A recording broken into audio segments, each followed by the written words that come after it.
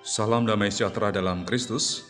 Berjumpa kembali dengan renungan suara gembala hari ini. Terpujilah nama Tuhan. Bapa, kami bersyukur dan berterima kasih kepadamu. Kami dipelihara, dijaga dan dicukupkan segala keperluan kami sampai saat ini. Biarlah firman Tuhan yang akan kami dengar, kami renungkan melalui program suara gembala hari ini, itu menjadi sumber kekuatan dan juga menjadi petunjuk dalam hidup kami supaya kami semakin layak di hadapan Tuhan, supaya kami semakin berkenan di hadapan Tuhan. Berikanlah hikmat akal budi dan kebijaksanaan, juga kekuatan, agar kami taat melakukan firman-Mu. Terima kasih Tuhan Yesus, haleluya, amin.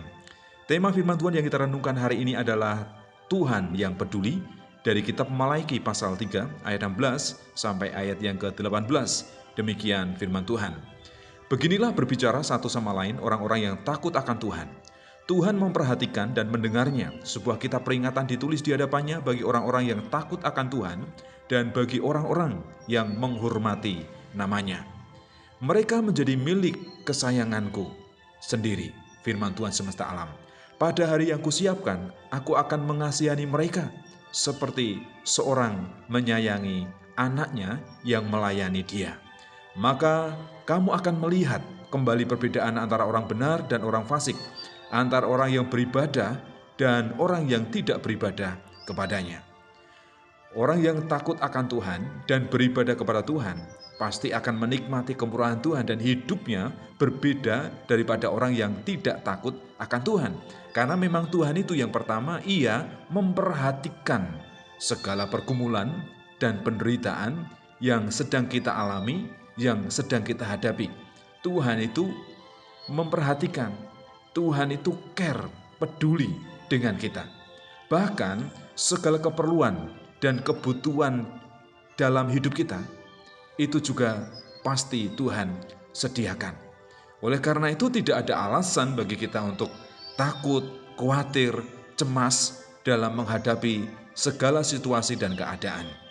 Dan yang kedua, karena Tuhan mendengar setiap doa dan permohonan yang kita naikkan kepadanya.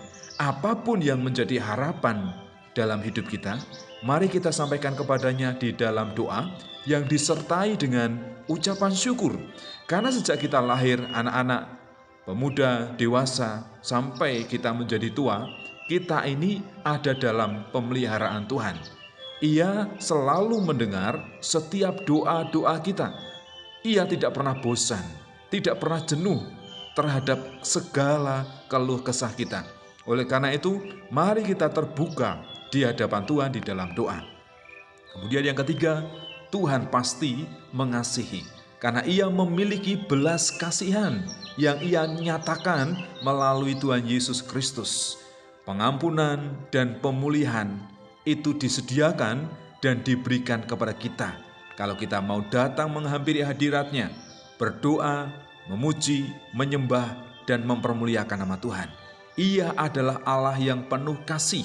Belas kasihannya itu sempurna dinyatakan bagi saya dan saudara. Dan nanti kita akan melihat perbedaan orang yang taat dan yang tidak taat. Karena orang yang taat senantiasa ada dalam naungan kasih Tuhan. Jadi apa yang harus kita lakukan? Beribadahlah kepada Tuhan. Kemudian lakukanlah firman Tuhan dengan taat dan setia. Lihatlah, buktikanlah kasih karunia dan anugerahnya yang sempurna di dalam kehidupanmu. Karena orang yang beribadah dan orang yang tidak beribadah pasti akan berbeda. Orang yang taat dan yang tidak taat di hadapan Tuhan pasti akan berbeda. Kasih karunia-Nya hanya diberikan dan dilimpahkan kepada orang-orang yang menghormati hukum-hukum dan ketetapan-Nya. Orang yang takut akan Tuhan dan beribadah kepadanya akan diperhatikan, akan didengar setiap doa dan permohonannya. Selain itu, ia akan dikasihi dengan sempurna. Bapa, kami sangat bersyukur dan berterima kasih kepada Tuhan, karena Engkau Allah yang memperhatikan hidup kami. Segala pergumulan, penderitaan, kesusahan dan kesulitan kami, Engkau memperhatikan dan Engkau siap menolong kami, melepaskan kami. Karena setiap doa dan permohonan kami Engkau dengar. Kami mau berusaha taat kepada Tuhan, menjadi orang-orang yang setia kepada Tuhan. Karena orang-orang yang setia akan dikasihi oleh Tuhan, akan memiliki kehidupan yang berbeda daripada orang yang tidak setia kepada Tuhan. Mampukan kami Tuhan, bentuklah kami, tegurlah kami, dan ingatkanlah kami, supaya kami semakin hari semakin layak di hadapan-Mu, dan kami layak menerima kasih karunia dari Tuhan. Terima kasih Bapa untuk segala kebaikan dan kemurahan yang Kau berikan kepada kami sampai saat ini. Firman Tuhan itu menjadi sumber kekuatan, sumber pengharapan, dan juga menjadi petunjuk dalam langkah kaki kami selanjutnya. Terpujilah nama-Mu di dalam nama Bapa, Putra, dan Roh Kudus. Haleluya. Amin.